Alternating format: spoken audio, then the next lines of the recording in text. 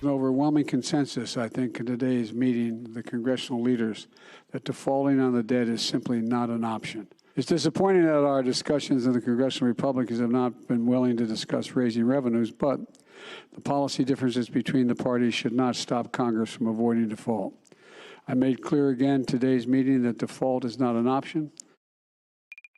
I just finished our meeting with the president. I did think this one was a little more productive. We're a long way apart. We've got a short time frame here to try to find out how we could come to an agreement. But look, I wish we had done this back in February. Oh, my God. Joining us now, White House Press Secretary Karine Jean-Pierre. I wish she had done this back in February, too. But that's not where we're at. Not even close. What's at stake here, and how far apart is the White House and Republicans on this? I mean, I think everyone agrees that we shouldn't be in this position where politics and disagreement over policies and different things that each side wants it gets in the way of the debt ceiling battle. Like, why are we doing this? That's a very good question, Mika. But let me just say this and just kind of reiterate, and thank you for having me on, what the president said yesterday. The president and congressional leaders had a productive meeting. They had a direct conversation on the importance of making sure America does not default on our debt for the first time. And so that's one part of the conversation that they had. The other part of it is to make sure that there is a responsible, bipartisan budget agreement that gets to his desk. And like you stated in the beginning of your question to me, Mika, yes, there are a range of issues that they need to discuss. The president directed his staff to have this conversation on the staff level and to deal with how we get to a bipartisan, again, reasonable agreement on the budget. And the president is looking forward to having conversations with the congressional leader on the phone later this week and meeting with them again when he comes back overseas. Look, we are not a deadbeat nation. You've heard this from the president over and over again. This is Congress's constitutional duty to get this done as it relates to debt limit. And we should not be in this position. We should not. This is something that has been done 78 times since 1960. And let's not forget, Democrats joined Republicans in a bipartisan way,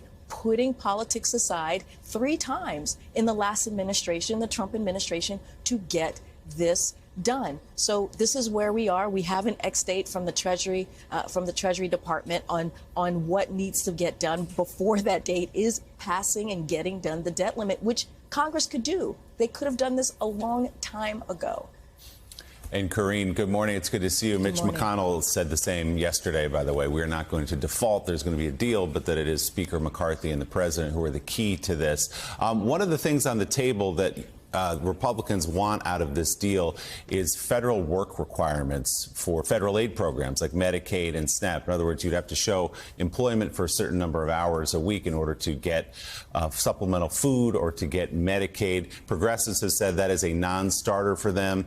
The White House and President Biden have said, well, there might be some negotiating within that, not wholesale. Where is the president on the question of work requirements? So here's what I'll say about that is what Republicans are proposing is essentially increasing poverty, proposing a plan that really won't save us much money at all, and cutting health care costs for millions of Americans. This is a proposal that they have put forth that they couldn't get unified agreement on when they had the government, when they had majority in the House, in the Senate, and also had a Republican president. They couldn't even get this done. So look, the president has been very clear. He's going to fight for health care.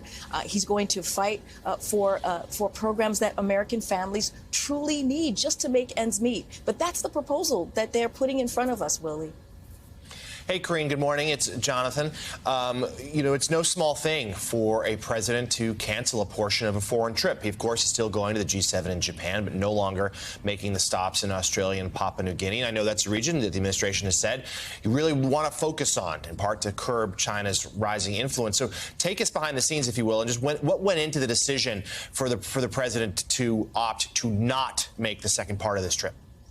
Look, as you know, in the statement that I put out yesterday, the president spoke to the Prime Minister of Australia to offer up, let him know that he had to postpone that second part of the trip, and also extended an invite, a state visit to the Prime Minister to clearly come here. And so that is something that both sides of our teams are going to discuss and have that conversation. He also spoke to the Prime Minister of Papua New Guinea to let him know that we were postponing. So look, the president understands how important it is when we're talking about the budget and a responsible bipartisan budget, but also the debt limit, which we should be done without conditions, should be done without negotiation. That's something that the president has been very clear. But we have an X date, right? We have an X date that the Treasury Department put forth. And so we got to get this done before the X date. And that's to Congress. Congress needs to get this done. And so the conversation that he's been having with them is saying, hey, this is a critical moment. You all have to really come together and really deal with an issue with the debt limit that has been done 78 times since 1960. We are not a deadbeat nation. So the president has held the line on that. And also, we are having that second conversation of making sure that we have a budget that gets to his desk that he can sign. White House Press Secretary Karine Jean-Pierre, thank you as always. Good to see you. We appreciate you Mika. coming on this morning.